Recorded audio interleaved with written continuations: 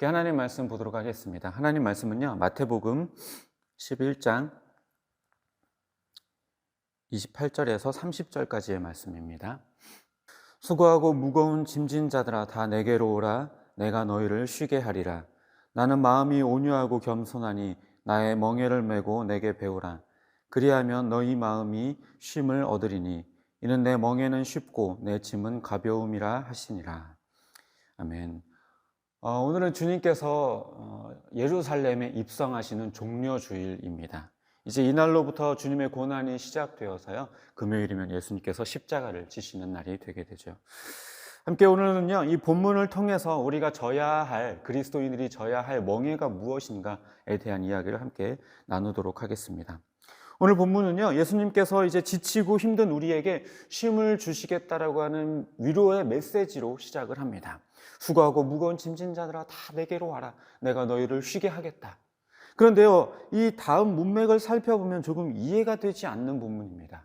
왜냐하면요, 28절에서는 분명히 짐을 주님께 내려놓으면 쉼을 주겠다라고 말씀하셨는데 그 뒤에 이어지는 29절과 30절에서는요, 조건이 있는데 뭐냐면요, 이제 그 짐을 내려놓은 이후에 이제 내가 주는 멍에를 너희들이 메고 나에게 배워야 한다는 것이에요. 아무리 주님이 주시는 멍에와 이 짐이 쉽고 가볍다고 하더라도 이제 막 짐을 내려놓은 사람에게는 이제 짐을 완전히 다 내려놓고 쉬는 게 필요한 것이지 다시 조금 더 가벼운 짐을 지게 하는 것은 결코 쉼이 아닐 것입니다. 상식적으로 이해가 되지 않는 이야기죠. 대체 어떤 의도로 예수님께서는 이런 말씀을 하셨을까요?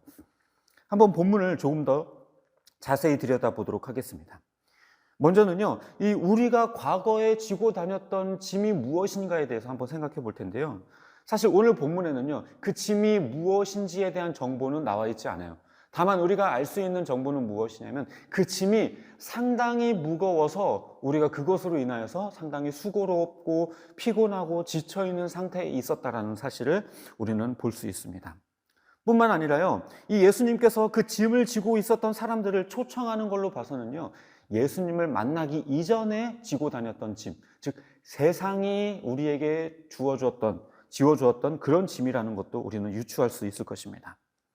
또요, 그 다음은 또 뭐냐면요, 예수님께서 주시려고 하는 예수님의 그 멍에와 짐에 대해서 살펴봄을 통해서 그 전에 있었던 우리가 지었던 짐과 예수님이 우리에게 주는 멍에와 짐을 비교함을 통해서 우리가 과거에 지었던 짐이 어떤 특성이 있었는가를 또한 유추해 볼 수 있습니다. 무슨 말이냐면요, 예수님께서는 매우 온유하고 겸손하셨다라고 이야기를 하죠. 이 온유라는 단어는 친절이라는 단어로도 해석이 가능한데요. 그리고 그 예수님께서 주시는 이 멍에와 짐은 굉장히 가볍고 쉬운 것이다 라고 이렇게 이야기를 하고 있습니다. 그래서 뒤집어서 이야기를 하자면요, 이제 세상은 우리에게 친절하지 않았고 온유하지 않았고 겸손하지 않았다는 거죠. 우리에게 굉장히 무자비하고 우리를 억누르고 억압하고 우리 위에서 군림하려고 했었던 것이라는 겁니다. 뿐만 아니라 세상이 우리에게 주는 짐은요, 상당히 무겁고 또 우리에게 쉼을 주지 않는 그런 것이었다는 것을 우리는 또한 유추해 볼 수 있을 것입니다. 그런데요, 우리가 생각하는 쉼이라고 하는 것은요, 아까도 말씀드렸지만 무거운 짐 대신에 가벼운 짐을 지는 게 아니라요, 완전히 짐을 다 놓는 것이라고 우리는 생각을 하잖아요. 아무리 가벼웠다고 하더라도 다시 또 짐을 지는 것은 굉장히 부담스러울 것입니다. 대체 예수님께서 생각하는 쉼이라는 것은 무엇이고 또 왜 또 다른 짐을 져야만 하는 걸까요? 결론부터 이야기를 하자면요, 인간은요, 짐을 지지 않고 살 수 없는 그런 존재이기 때문에 그렇습니다. 이게 무슨 말이냐면요, 하나님께서 인간들을 태초에 창조하실 때부터 이미 하나님이 없으면 안 되는 존재, 즉 하나님의 자리가 남겨져 있는 그런 존재로 지음받은 존재라는 것입니다. 그래서 태초부터 하나님의 명령을 따르며 살아야 되는 존재인데요, 이 피조물에 불과한 인간들이요, 이 하나님의 간섭과 제재라고 하는 이 짐을 벗어버리고 싶어 했다라는 거예요. 그래서 결국에 그들은 선악과를 따먹어서 하나님 없이 자기가 스스로 하나님이 되어본 채로 그렇게 삶을 살아보려고 했던 것이죠. 그래서 그렇게 결국에 하나님을 떠났습니다. 그랬다고 한다면 자기 스스로 자기의 삶을 책임지면서 그렇게 홀가분하게 자유롭게 살아야 되는데요, 실상은요, 그렇지가 못했습니다. 이 하나님 자리, 하나님이 주인 되었었던 그 자리에 무가치한 것들, 쓸모없는 것들, 온전치 못한 것들을 그 안에 담고 그것을 주인 삼아 살아버리게 된 것입니다. 결국에 하나님을 떠나는 삶이라고 하는 것은요, 어떤 말이냐면 내가 사탄의 먹잇감이 되겠다라고 선포하는 거나 다름없는 거예요. 그렇기 때문에 이 삶은 내가 하나님이 우리에게 주시는 멍에를 벗어버리겠다라는 말은요, 상당히 위태로운 이야기인 것입니다. 법이 없는 나라, 부모가 없는 자녀, 울타리 밖에 있는 양떼, 한번 생각해 보십시오. 이거는요, 자유로운 게 아니라 위태로운 겁니다.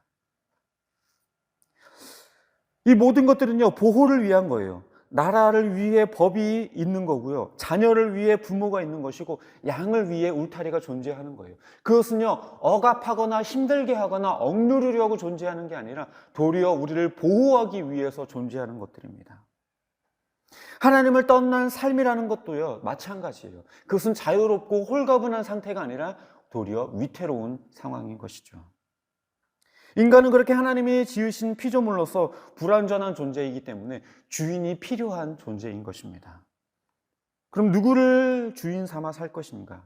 인간은 절대로 독립적인 존재로 설 수 없는 존재이기 때문에 하나님을 주인으로 삼을 것인가? 세상 혹은 사탄을 주인으로 삼을 것인가? 우리는 이 양단 간의 결정을 해야 하는 것입니다. 따라서 하나님의 그 멍에를 지지 않게 되면 우리는 세상의 멍에를 질 수밖에 없는 것이죠. 따라서 결국에 올바른 쉼, 진정한 쉼이라고 하는 것은요, 완전히 멍에를 벗어버리는 것, 울타리 밖으로 벗어나 버리는 것이 아니라 오히려 그 울타리 안에서 그 멍에를 지면서 바른 관계 속에서 바른 멍에를 지는 것을 의미하는 것입니다. 다시 정리해 보자면요, 인간은요, 하나님의 피조물이에요. 하나님 없이는 살 수 없는 존재들입니다. 따라서 하나님을 주인 삼아서 하나님이 주시는 멍에를 지고 그 안에서 자유를 누려야만 합니다. 진정한 자유라고 하는 것은 어떠한 보호의 상태에서 누리는 것이기 때문에 그렇습니다. 예수님의 멍에를 우리는 짊어져야만 하는 거예요. 우리가 세상의 멍에와 이 짐을 벗어버리기 위해서는요, 이미 타락해서 이 세상 짐을 지고 있기 때문에 예수님이 아니면 되지가 않아요. 예수님의 이름이 아니고서는 하나님께로 나아갈 방법이 없어요. 우리의 세상의 짐을 벗어버리고 예수님께로 나아가야만, 그래야만 예수님의 멍에를 지고 그 안에서 참된 보호와 참된 쉼을 우리는 얻을 수 있게 되는 것입니다. 그래서 예수님의 이 멍에는요, 우리를 괴롭게 하거나 힘들게 하려는 게 아니라 도리어 가볍게 하고 쉼을 주기 위한 그러한 멍에인 것이죠. 그렇다면 그 멍에는 과연 무엇일까요? 그것은요, 바로 십자가입니다. 예수님께서 지셨던 그 십자가, 우리도 져야 하는 것이죠. 예수님께서는 말씀하셨어요. 자기 십자가를 지지 않고 나를 따르려고 하는 자는 내게 합당하지 않다. 주님이 우리에게 맡겨주신 그 십자가를 우리도 져야 하는 것이죠. 그런데요, 예수님께서는 또 오늘 본문에서 뭐라고 이야기를 하냐면요, 너희들이 이 멍에를 맬 뿐만 아니라 온유하고 겸손한 나에게 배워야만 한다 라고 이야기를 하고 있습니다. 그래야만 그 안에서 우리도 평안을, 쉼을 얻을 수 있다라고 말하고 있는 것이죠. 다시 말해서 예수님께서 지셨던 그 십자가를 통해 예수님의 그 온유함과 겸손함에 대해서 우리가 배워야 한다라는 거예요. 예수님이 어떤 분이셨습니까? 예수님께서 지셨던 그 무게는 무엇이었나요? 예수님께서는요, 어마어마한 무게의 이 멍에를 짊어지셨어요. 하나님이신 그 절대자가요, 천한 인간의 몸을 입고 이 땅에 오셔서요, 죄 없는 그분이 인간들의 조롱과 멸시를 받으면서 누명을 쓰고 십자가에 달려 죽으셔야만 했습니다. 어떠한 강요에 의한 것도 아니었어요. 그냥 인간을 사랑하셨던 예수님의 그 결정이었고요. 그래서 인간들이 감당하지 못할 그 십자가를 대신해서 감당하셨던 겁니다. 예수님의 십자가는요, 커다란 나무 그 무게 때문에 예수님이 무겁게 느끼셨던 게 아니에요. 그 안에 담겨져 있는 수많은 의미들의 무게가 그 안에 있는 것이죠. 아무도 그 무게를 가늠할 수는 없습니다. 심지어 예수님께서 골고다 언덕을 오르실 때 그 나무 십자가를 함께 짊어졌었던 구레네 사람의 시몬이라고 하는 그 사람도 그 나무 십자가의 무게만 느꼈을 뿐 예수님이 짊어지셔야만 했었던 그 멍에의 무게를 그는 감당하지도 못했고 느끼지도 못했습니다. 인간들도요, 예수님의 그 죽음이 그 한낱 죄인에 불과한 인간에 처형되는 그 죽음이라고만 여겼지, 그가 왜 그런 무거운 짐을 져야만 했는지에 대해서는 그 누구도 이해하지 못했습니다. 십자가는요, 그래서 인간들의 죄의 무게예요. 그저 그냥 한두 사람의 몇 가지 죄가 아니고요, 수많은 인간들의 그 셀 수 없이 많은 그 죄의 무게들, 그 무게를 감당하신 것이 바로 십자가인 것입니다. 성경에도 분명하게 이야기를 하고 있어요. 나무에 달린 자마다 하나님께 저주를 받은 자다. 그런데 예수님께서 그 저주를 받으셨어요. 수많은 죄인들을 향한 하나님의 그 심판을 예수님께서는 홀로 감당하셨던 겁니다. 그냥 인간들이 지었던 그 죄 하나하나의 무게 정도뿐만 아니라 그 죄를 향한 하나님의 심판의 무게까지도 예수님은 감당하셔야만 했어요. 인간들이 받아야만 했던 그 심판과 그 죽음의 고통, 죄 없는 예수님이, 그 거룩한 예수님이 그 하나의 어떤 변명이나 억울해하는 것 없이 자기 죄인 것처럼 그것을 감당하고 대신 짊어지셨어요. 그건요, 예수님이 져야 마땅하거나 예수님이 져도 되는 십자가가 아니라 사실 인간들이 져야만 했던 멍에였습니다. 저와 여러분이 져야만 했었던 멍에이고 십자가였어요. 그런데 그걸 예수님께서 대신 짊어지신 것입니다. 그런데요, 이 십자가라고 하는 것은요, 단순히 이 죄 용서, 구원이라고 하는 이 영적 문제의 해결만 담겨져 있는 게 아니에요. 그 안에는 다른 것들도 담겨져 있는데, 바로 인간의 삶의 무게와 그 어려움의 해방이라고 하는 것도 그 안에 담겨져 있습니다. 그 전에도 제가 말씀드렸던 것처럼요, 예수님의 그 30년의 세월은요, 성경에 단 한 번을 제외하고는 기록된 것이 없습니다. 그만큼 쓸모없고 의미 없는 삶이었을지도 몰라요. 그런데도 불구하고 예수님은 왜 그 30년의 세월을 살았는가? 철저하게 인간이 되시기 위해서 예수님은 그 30년의 세월을 사셨습니다. 성경에도 기록되어 있지 않은 아무 의미 없는 그 30년을 인간으로 사셨어요. 뿐만 아니라 인간이 겪을 수밖에 없는 그 고통과 어려움과 수많은 짐에 대해서 신이 아닌 인간으로서 그것을 이해하기 위해서 30년이라고 하는 세월을 인간으로 사셨던 겁니다. 그래서 이걸 통해서 그 고통과 짐을 십자가에서 해방하시려고 했던 것입니다. 이사야서에서도 분명하게 이야기를 하고 있습니다. 그가 징계를 받으셨기 때문에 우리가 평안을 누리게 되었고, 그가 채찍에 맞으셨기 때문에 우리가 나음을 입게 되었다. 그분이 고통당하셨기 때문에 우리가 해방될 수 있었다라는 거예요. 그분이 고통당하시고 그분이 십자가를 지시고 그분이 채찍에 맞으셨기 때문에 지금 우리가 채찍에 맞을 필요가 없고 우리가 고통당할 필요가 없고 우리가 더 이상 어려움 가운데 걸 필요가 없다라고 말하고 있는 것입니다. 우리가 져야 할 그 무게를 대신 지신 그 예수님, 그 십자가의 의미를 안다면요, 주님이 우리에게 주시는 그 멍에, 그 십자가는요, 깃털과도 같은 것일 겁니다. 이미 십자가를 지셨고 이미 승리가 선포되었던 그 십자가, 우리가 이것을 지는 것이기 때문에요, 이것이 도리어 우리에게는 평안이고 기쁨이고 감사가 되는 거예요. 만약에 우리가 예수님께서 지지하는 십자가, 나 스스로 감당해야만 하는 그 십자가를 우리가 져야만 했다면 그것은 굉장한 짐이 되었고 굉장히 어려운 일이 되었을 것입니다. 그러나 우리를 대신해서 지신 예수님의 그 십자가는요, 모든 문제를 다 해결해버린 십자가이기 때문에요, 그 무게가 우리에게 상당히 가볍습니다. 세상의 멍에는요, 그 세상의 가치관들은요, 우리에게 어떻게 가르칩니까? 남의 것을 빼앗고 경쟁해서 빼앗고 나의 것을 어떻게든 지켜내야만 한다라고 가르치죠. 그러기 위해서 거짓말도 해야 하고요, 다퉈야 되고요, 싸워야 하고요, 미워해야 해요. 이런 것들이 반드시 필요합니다. 하지만요, 십자가는 훨씬 더 쉬운 길을 우리에게 제시하고 있어요. 생각해보면요, 미워하는 것보다 사랑하는 것이 훨씬 더 쉬워요. 훨씬 더 가벼워요. 미워하면 어떻습니까? 우리들의 마음이 상당히 무거워져요. 그리고 미워하는 그 사람을 만날 때마다 자꾸만 불편해지고요. 싫어지고요. 마음이 불편하고 싫어요. 힘들어요.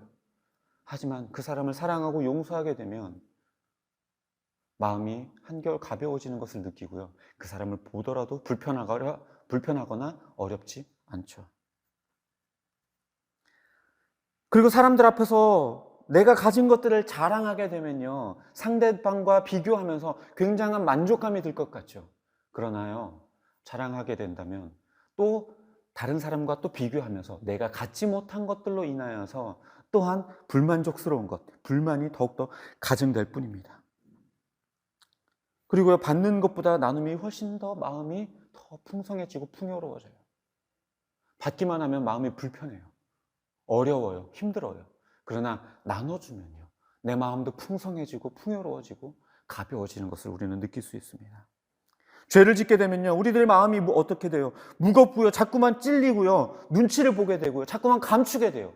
그러나 우리가 순결해지게 되면, 죄를 회개하고 하나님 앞에 빛 가운데로 나아가게 되면요, 우리는 조금 더 담대해질 수 있고요, 드러낼 수 있게 되고요, 눈치 볼 필요가 없고요, 환해지고요, 가벼워지게 돼요.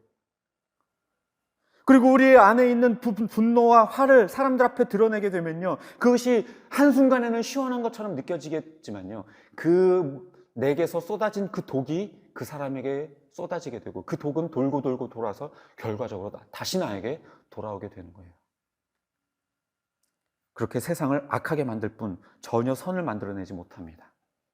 그러나 우리가 분노하고 화내는 것을 인내하고 오래 참을 때에는요, 그것이 지금 당장에는 답답할 수 있겠지만 결과적으로는 선을 만들어내게 돼요.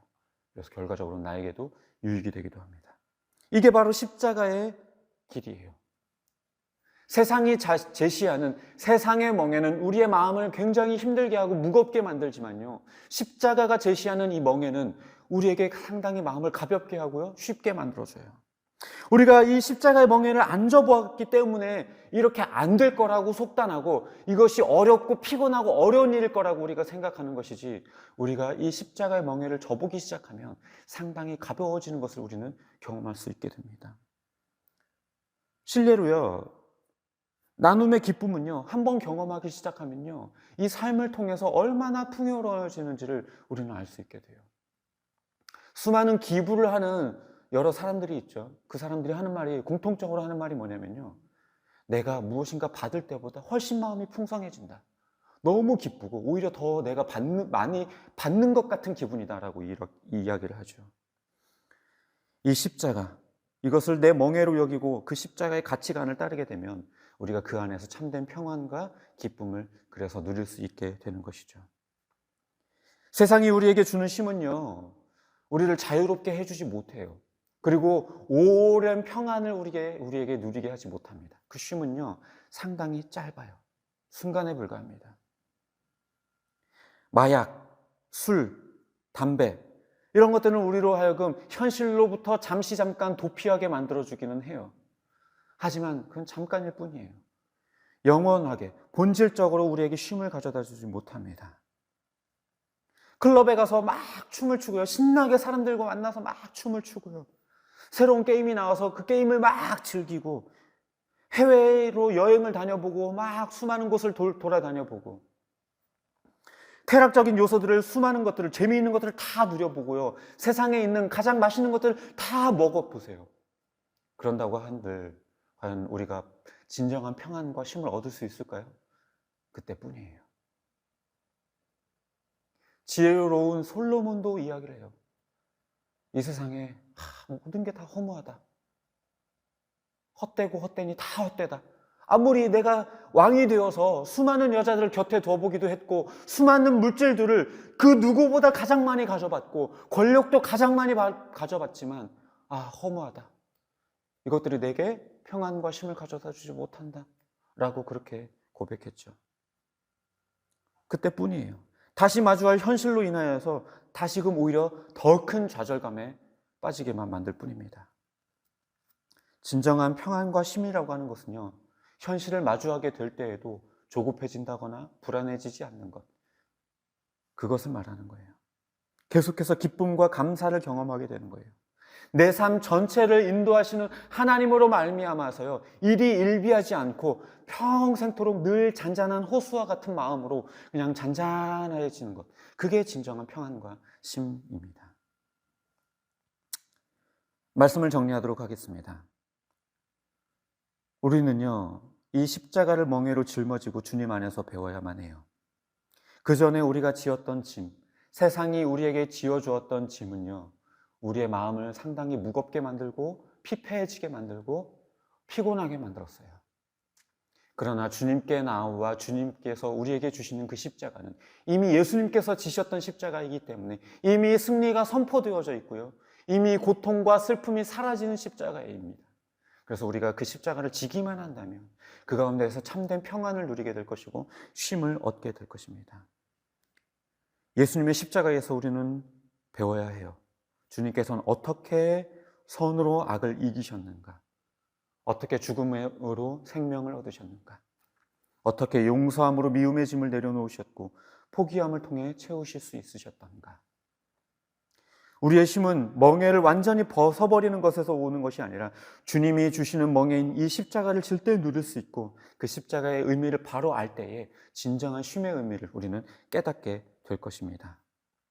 포기하고 비울 때 채워지고 사랑하고 용서할 때 원수를 친구로 만들 수 있고 나눌 때 포기하지 않으며 나눌 때 빼앗기지 않으며 죽음까지 내어줄 때에 부활을 경험하게 되는 놀라운 이 신비한 그 십자가, 이 멍에가 우리 삶에서 평생 벗어지지 않기를 주님의 이름으로 축복합니다.